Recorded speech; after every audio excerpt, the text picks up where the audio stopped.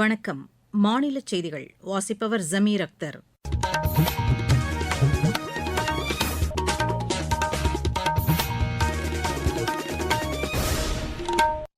தலைப்புச் செய்திகள்.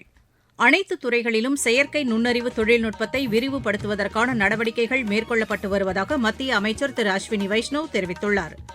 ஜனநாயக நடைமுறைகள் மற்றும் தேர்தல் மேலாண்மை குறித்த சர்வதேச மாநாடு புதுதில்லியில் இன்று தொடங்குகிறது. இந்து சமய அறநிலையத்துறை கட்டுப்பாட்டில் உள்ள திருக்கோயில்களுக்கு அறங்காவலர்களை நியமிப்பதற்கான நடவடிக்கைகள் மேற்கொள்ளப்பட்டு வருவதாக மாநில அரசு தெரிவித்துள்ளது.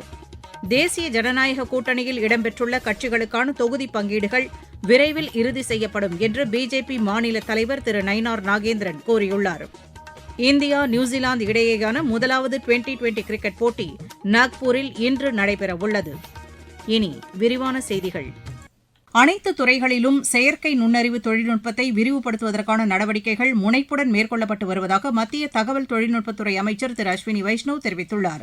சுவிட்சர்லாந்தில் உள்ள டாவோஸில் நடைபெற்று வரும் உலக பொருளாதார மன்ற மாநாட்டில் கலந்து கொண்டு பேசிய அவர் இந்த தொழில்நுட்ப பயன்பாட்டை அதிகரிப்பதில் உள்ள நடைமுறை சிக்கல்கள் குறித்து எடுத்துரைத்தார். பொதுத்துறை, தனியார் பங்களிப்புடன் இந்த செயற்கை நுண்ணறிவு தொழில்நுட்பத்தை விரிவுபடுத்துவதற்கான நடவடிக்கைகளில் அரசு கவனம் செலுத்தி வருவதாக அவர் தெரிவித்தார். சாலை கட்டுமான பணிகளில் எஃகு கசடுகளை பயன்படுத்துவதற்கு பரிந்துரை செய்யப்பட்டுள்ளதாக மத்திய அறிவியல் தொழில்நுட்பத்துறை இணையமைச்சர் டாக்டர் ஜிதேந்திர சிங் தெரிவித்துள்ளார். புதுதில்லியில் நடைபெற்ற நிகழ்ச்சியில் பேசிய அவர் மலைப்பகுதிகளில் நீண்டகாலம் பயன்படுத்தக்கூடிய வகையில் தரமான சாலைகள் அமைப்பதற்கு இது உதவிடும் என்று தெரிவித்தார். எஃகு கசடுகளின் வர்த்தக ரீதியிலான உற்பத்தியை அதிகரிப்பதற்கு தொழில்நுட்ப மேம்பாட்டு வாரியத்திற்கும் தனியார் நிறுவனத்திற்கும் இடையே ஒப்பந்தம் கையெழுத்தாகியுள்ளதாக அவர் கூறினார். குறைந்த செலவில் சுற்றுச்சூழலுக்கு உகந்த வகையில் நீண்டகால பயன்பாடு கொண்ட தரமான சாலைகளை கட்டமைப்பதற்கு இது உதவிடும் என்று அவர் தெரிவித்தார். சாலைகள் சேதமடைவதை தவிர்ப்பதற்கும் சாலை பாதுகாப்பை உறுதி செய்யும் வகையிலும் இதுபோன்ற நடவடிக்கைகள் மேற்கொள்ளப்பட்டு வருவதாக டாக்டர் ஜிதேந்திர சிங் கூறினார். ஜனநாயக நடைமுறைகள் மற்றும் தேர்தல் மேலாண்மை குறித்த சர்வதேச மாநாடு புதுதில்லியில் இன்று தொடங்குகிறது. தேர்தல் ஆணையம் ஏற்பாடு செய்துள்ள இந்த 3 நாள் மாநாட்டில் 70 நாடுகளைச் சேர்ந்த 100க்கும் அதிகமான பிரதிநிதிகள் பங்கேற்கின்றனர். இந்தியாவில் உள்ள வெளிநாட்டு தூதரகங்கள் மற்றும் நிறுவனங்களின் பிரதிநிதிகள், துறை சார்ந்த நிபுணர்கள் மற்றும் கல்வி நிறுவனங்களின் பிரதிநிதிகளும் இந்த சர்வதேச மாநாட்டில் பங்கேற்க உள்ளதாக எமது செய்தியாளர் தெரிவிக்கிறார். உலக அளவில் தேர்தல் நடைமுறைகளில் உள்ள சிக்கல்களுக்கு தீர்வு காண்பது தொடர்பாக பரஸ்பரம் தங்களது கருத்துக்களை பகிர்ந்து கொள்ளும் வகையில் பல்வேறு தேர்தல் மேலாண்மை அமைப்புகளுடன் 40க்கும் அதிகமான இருதரப்பு ஆலோசனை கூட்டங்களுக்கும் ஏற்பாடு செய்யப்பட்டுள்ளது. சர்வதேச தேர்தல் நடைமுறைகள், தேர்தல் தொடர்பான சவால்கள் போன்ற அம்சங்கள் குறித்தும் இந்த மாநாட்டில் விரிவாக விவாதிக்கப்பட உள்ளது. இதன் ஒரு பகுதியாக இந்தியாவில் தேர்தல் நடத்துவதில் உள்ள சவால்கள் மற்றும் செயல்பாடுகள் குறித்த கண்காட்சிக்கு ஏற்பாடு செய்யப்பட்டுள்ளது. தமிழகத்தில் இந்து சமய அறநிலையத்துறை கட்டுப்பாட்டில் உள்ள திருக்கோவில்களில் அறங்காவலர்களை நியமிப்பதற்கான நடவடிக்கைகள் மேற்கொள்ளப்பட்டு வருவதாக மாநில அமைச்சர் திரு சேகர் பாபு தெரிவித்துள்ளார். இது தொடர்பாக அவர் வெளியிட்டுள்ள அறிக்கையில் 8488 திருக்கோவில்களில் பரம்பரை அடிப்படையில் அல்லாத அறங்காவலர்கள் நியமனம் செய்யப்பட்டுள்ளதாக தெரிவிக்கப்பட்டுள்ளது. மேலும் மாநிலத்தில் உள்ள 31163 திருக்கோயில்களுக்கு அறங்காவலர்கள் நியமனத்திற்கான விண்ணப்பங்கள் கோரப்பட்டு அதில் 13340 விண்ணப்பங்கள் பெறப்பட்டு பரிசீலனையில் உள்ளதாக குறிப்பிடப்பட்டுள்ளது. பல்வேறு நீதிமன்றங்களில் நிலுவையில் உள்ள வழக்குகள் காரணமாக 1551 திருக்கோயில்களில் அறங்காவலர்களை நியமிப்பதற்கான நடவடிக்கைகள் மேற்கொள்ளப்படவில்லை என்று அந்த அறிக்கையில் தெரிவிக்கப்பட்டுள்ளது. புலிகள் பாதுகாப்பை உறுதி செய்யும் வகையில் வன உயிரின பாதுகாப்பு சட்டத்தின் கீழ் அறக்கட்டளைகள் அமைக்கப்பட்டுள்ளதாக மாநில அமைச்சர் திரு ராஜகண்ணப்பன் தெரிவித்துள்ளார்.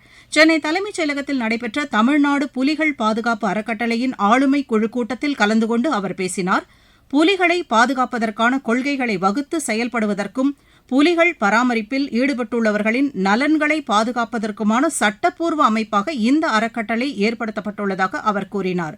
தமிழ்நாட்டில் உள்ள அனைத்து புலிகள் காப்பகங்களிலும் அவற்றின் வாழ்விட பாதுகாப்பையும் மேம்படுத்தும் வகையில் நடவடிக்கைகள் மேற்கொள்ளப்பட்டு வருவதாக அமைச்சர் திரு ராஜகண்ணப்பன் தெரிவித்தார். நீங்கள் கேட்டுக்கொண்டிருப்பது மாநில செய்தி அறிக்கை. ஊரக வளர்ச்சிக்கான புதிய அத்தியாயம். வளர்ச்சியடைந்த இந்தியாவிற்கான ஊரக வேலைவாய்ப்பு உறுதி மற்றும் வாழ்வாதார சட்டம். இந்த சட்டம் வருடத்திற்கு 125 நாட்கள் வேலையை உறுதி செய்கிறது. இதில் வாரந்தோறும் ஊதியம் வழங்கப்படுவது கட்டாயமாக்கப்பட்டுள்ளது. பணி முடிந்த 15 நாட்களுக்குள் ஊதியம் வழங்குவதை உறுதி செய்வதற்கான அம்சங்களும் இதில் இடம்பெற்றுள்ளன. ஊதியம் காலதாமதமாக வழங்கப்பட்டால் அதற்கான இழப்பீட்டுத் தொகைக்கும் இதில் வகை செய்யப்பட்டுள்ளது. வளர்ச்சியடைந்த இந்தியாவிற்கான பயணத்தில் மோடி அரசு தொடரும் சீர்திருத்த நடவடிக்கைகள். தேசிய ஜனநாயக கூட்டணியில் இடம்பெற்றுள்ள கட்சிகளுக்கான தொகுதி பங்கீடுகள் விரைவில் இறுதி செய்யப்படும் என்று பிஜேபி மாநில தலைவர் திரு நயினார் நாகேந்திரன் தெரிவித்துள்ளார். சமூக வலைதளத்தில் அவர் இக்கருத்தை பதிவு செய்துள்ளார். தேசிய ஜனநாயக கூட்டணியில் இடம்பெறும் கட்சிகள் குறித்த விவரங்கள் நாளை மறுநாள் மதுராந்தகத்தில் பிரதமர் திரு நரேந்திர மோடி தலைமையில் நடைபெறவுள்ள பொதுக்கூட்டத்தில் தெரியவரும் என்று கூறினார். பிரதமர் பங்கேற்கவுள்ள பொதுக்கூட்டத்திற்கான ஏற்பாடுகளை மத்திய அமைச்சர் திரு பியூஷ் கோயல் ஆய்வு செய்வதற்கு சென்னை வந்துள்ளதாகவும் திரு நயினார் நாகேந்திரன் கூறினார். தமிழ்நாட்டில் ஊரக பகுதிகளில் 9ஆம் வகுப்பு பயின்று வரும் மாணவ மாணவியருக்கு நடத்தப்பட்ட திறனாய்வு தேர்வு முடிவுகள் நேற்று வெளியிடப்பட்டுள்ளது. கடந்த மாதம் நடைபெற்ற இந்த தேர்வை மொத்தம் 1,04,145 மாணவர்கள் எழுதினர். இந்த தேர்வில் மாணவர்கள் பெற்றுள்ள மதிப்பெண் விவரங்கள் அரசு தேர்வுகள் இயக்ககத்தின் இணையதளத்தில் பதிவேற்றம் செய்யப்பட்டுள்ளது. இந்த திறனாய்வு தேர்வில் பங்கேற்ற மாணவர்கள் தங்களது பெயர், பிறந்த தேதி, பாலினம் போன்ற விவரங்களில் ஏதேனும் திருத்தங்கள் இருந்தால் உரிய ஆதாரங்களுடன் தேர்வுக்கூட நுழைவுச் சீட்டையும் இணைத்து மின்னஞ்சல் வாயிலாக இம்மாதம் 27ஆம் தேதிக்குள் அனுப்புமாறு கேட்டுக் கொள்ளப்பட்டுள்ளது. பஞ்சாப் மாநிலத்தில் உள்ள லூதியானாவில் நாட்டின் முதலாவது நாய்கள் சரணாலயத்தை அம்மாநில அரசு தொடங்கியுள்ளது. இந்த சரணாலயத்தை தொடங்கி வைத்து பேசிய அம்மாநில அமைச்சர் திரு சஞ்சீவ் அரோரா, தெருநாய் கடியிலிருந்து மக்களை பாதுகாக்கும் நோக்கில் இந்த சரணாலயம் தொடங்கப்பட்டுள்ளதாக தெரிவித்தார். உச்சநீதிமன்ற வழிகாட்டுதலின்படி இந்த நாய்கள் சரணாலயம் செயல்படும் என்றும் திரு சஞ்சீவ் அரோரா தெரிவித்தார். இருவரிச் செய்திகள். உலக நாடுகளின் ஒத்துழைப்புடன் அரிய கனிமங்களின் விநியோக நடைமுறைகளை வலுப்படுத்துவதற்கான நடவடிக்கைகளில் கவனம் செலுத்தப்படும் என்று அமெரிக்கா தெரிவித்துள்ளது. அமெரிக்காவின் வர்த்தக நடைமுறைகள் ஐரோப்பிய நாடுகளின் இறையாண்மைக்கு பாதிப்பை ஏற்படுத்தும் என்று பிரான்ஸ் அதிபர் திரு இமானுவேல் மேக்ரன் தெரிவித்துள்ளார். இந்தியாவுடனான தடையற்ற வர்த்தக ஒப்பந்தம் முக்கியத்துவம் வாய்ந்தது என்று ஐரோப்பிய ஆணைய தலைவர் திருமதி உர்சுலா வாண்டர் லியன் தெரிவித்துள்ளார். அணைகளை பாதுகாப்பதில் உள்ள சவால்களுக்கு தீர்வு காண்பதற்கான நடவடிக்கைகள் மேற்கொள்ளப்பட்டு வருவதாக தேசிய அணைகள் பாதுகாப்பு குழு தலைவர் திரு அனுபம் பிரசாத் தெரிவித்துள்ளார். வாக்காளர் பட்டியல் சிறப்பு தீவிர திருத்தப் பணிகள் நடைபெற்று வரும் மாநிலங்களில் மேலும் 22 பார்வையாளர்களை தேர்தல் ஆணையம் நியமித்துள்ளது. ராணுவத்தில் தகவல் தொடர்புக்கான கட்டமைப்புகளை மேம்படுத்தும் வகையில் இந்திய மக்கள் தகவல் தொடர்பியல் கல்வி நிறுவனத்துடன் ராணுவம் புரிந்துணர்வு ஒப்பந்தத்தில் கையெழுத்திட்டுள்ளது. திருவண்ணாமலை மாவட்டத்தில் ஆற்றுத் திருவிழாவில் சிலிண்டர் வெடித்து உயிரிழந்தவரின் குடும்பத்திற்கு மாநில அரசின் 3 லட்சம் ரூபாய் நிவாரணத் தொகையை ஆட்சியர் திரு தர்பகராஜ் நேற்று வழங்கினார். மதுரை மாவட்டத்தில் குடியரசு தின விழாவையொட்டி மேற்கொள்ளப்பட வேண்டிய முன்னேற்பாட்டு பணிகள் குறித்த ஆலோசனைக் கூட்டம் ஆட்சியர் திரு பிரவீன்குமார் தலைமையில் நடைபெற்றது. நாமக்கல் மாவட்டம் புதுச்சத்திரம் ஊராட்சியில் மாநில மக்கள் தொடர்புத்துறை சார்பில் கட்டப்பட்டு வரும் முன்னாள் முதலமைச்சர் டாக்டர் சுப்புராயன் நினைவரங்க கட்டுமான பணிகள் ஆட்சியர் திருமதி துர்காமூர்த்தி ஆய்வு செய்தார்.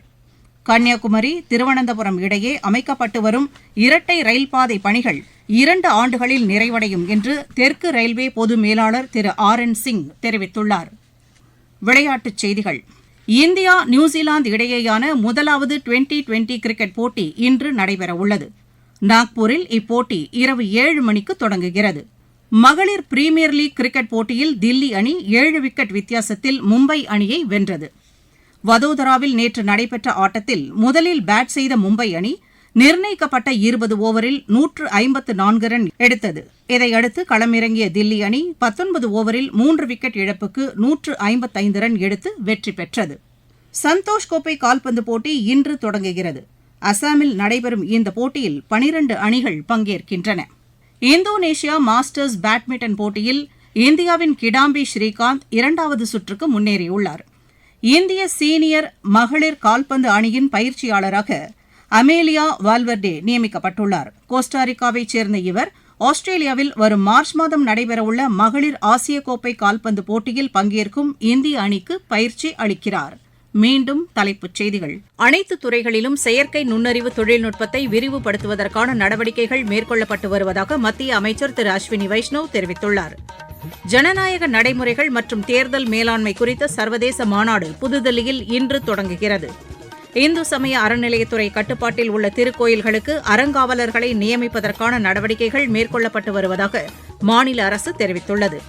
தேசிய ஜனநாயக கூட்டணியில் இடம்பெற்றுள்ள கட்சிகளுக்கான தொகுதி பங்கீடுகள் விரைவில் இறுதி செய்யப்படும் என்று பிஜேபி மாநில தலைவர் திரு நயினார் நாகேந்திரன் கூறியுள்ளார்.